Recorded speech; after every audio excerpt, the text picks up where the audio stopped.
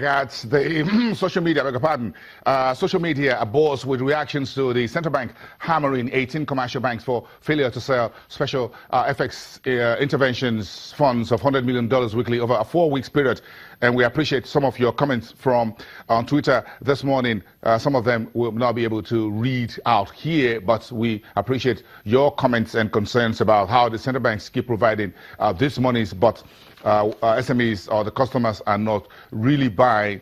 So a lot of questions out there. We spend today, tomorrow, and the days ahead to get more understanding of what is really going on as far as this is concerned. This is a major reaction from the Central Bank of Nigeria based on what he says. It's a survey that most of the banks were not selling FX $100 million weekly to the small and medium enterprises. So keep them coming. We'll appreciate your comments and we'll share your thoughts as well and put them out here on the show. But we're discussing, talking about Nigeria's labor market and job creation and issues in skilled and unskilled labor.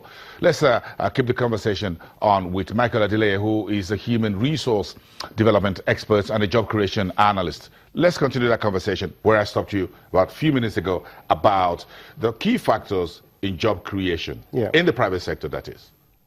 Right, like I said earlier, I mean, we have a legislation in this country where it says if you have more than 2 or 3 employees working for you, that you must invest in training that employee. Now, what I found out these days is majority... Is that a labor law? It's a labor law. It's actually a labor law. That's why the ITF in the first place was actually, that came into play, the Industrial Training Fund. Now, what I found out, what I've seen in recent years, is that majority of all these, especially the big ones, and most especially some foreign ones as well. Now, I've personally sometimes went and walked into some of these organizations to talk to them about skill acquisition, human capital development, and they tell me that, or they told me, obviously, that they don't have fund to put into training. What they're actually interested in is to recruit, and they're taking advantage of the environment, of the economy. They will tell you, I've seen a lot of people that came to my office and say, sir, find me another job because we've been molested, we've been ill-treated, and so on and so forth, especially some of these foreign organizations.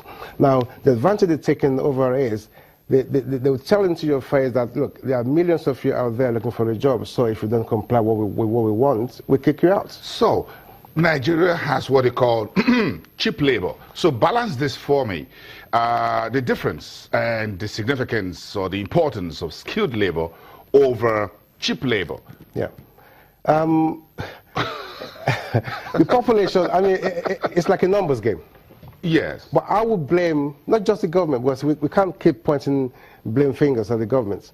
Now, quite a few times, one of my advocates in this country, obviously, is to see how the government can actually institutionalize what we call voluntary work system in all institutions, for them to have the awareness of what the benefit would be if they actually do that. Look, in other climes, you find students from A-levels actually going into voluntary employment while they're still studying. A-level of colleges, not even university. Not even university. So by the time they go through A-levels, university, even in some university, they take what they call gap year. They leave the educational program to do voluntary work. Now, the benefit of this is you're going to be able to accumulate practical experience. So it's so embarrassing when someone goes to school here after 4 years without no single one-day work experience. It's not heard of. Now, by the time you're going to be completing your educational academic session, you should be able to be on your CV like, look, I've worked with this A and B XYZ company in the last few years. So no employer will tell you you don't have work experience. The major problem we have in this country is no employer. I'm an employer as well. You're not just going to come in from anywhere and tell me I should employ you when you don't have what it takes, when you're not going to add value to my business. That is the honest truth. So we've got to roll it back. Yeah. So we need to roll this back. You want to employ someone whom you say has no experience, has no skill, but has got papers to show that he's attended school. Well, 2 things in there. What they have on paper is just theoretical. You can't probably, look, someone... So where is he going to get experience if you don't employ him? That's what I'm saying. Look, Michael. We have to begin to... It's give and take that we have now.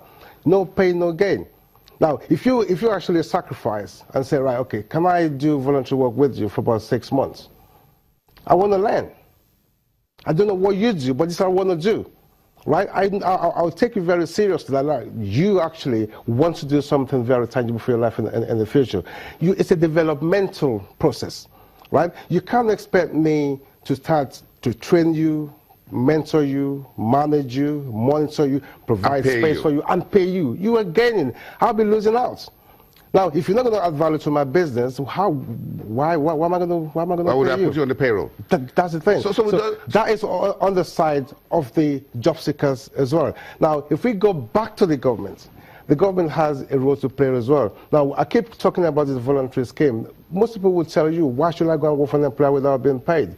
But the point is, nobody has actually put on the public domain that these are the benefits of what's going to happen. But put it this way, you start to do voluntary work for your first year, second year, third year, fourth year university. By the time, before you finish, you'll be surprised. The employer will say to you, hey, Mr. or Miss, when you graduate, come and work for me, because you've laid an impact in that business, right? Even if they don't employ you, on your CV, it will state clearly there that you have experience working there. So nobody will tell you you don't have an experience.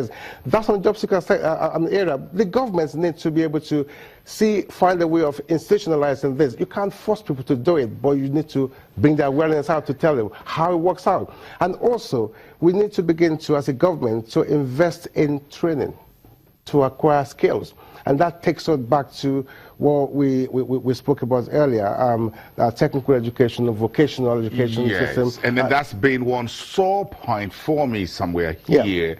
My heart, that we need to get the vocational and technical schools back on track. We have to. Key question. Do you think we should stop licensing more universities today and just say, hey, anyone who wants to set up a technical or vocational school should step forward, you're going to get X, Y, Z incentives from the government if you put it up? I mean, the question I've asked myself a couple of times is, why do we have a large number of licensed private institutions? I mean, compared to the government's institution. Now, that means there's something wrong somewhere.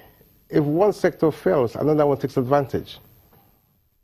Okay? If the government is not funding effectively our tertiary institution, the private sector, individuals that have money to put together, will come up with an idea and say, we have a well-effective, standard, well-structured university or colleges out there.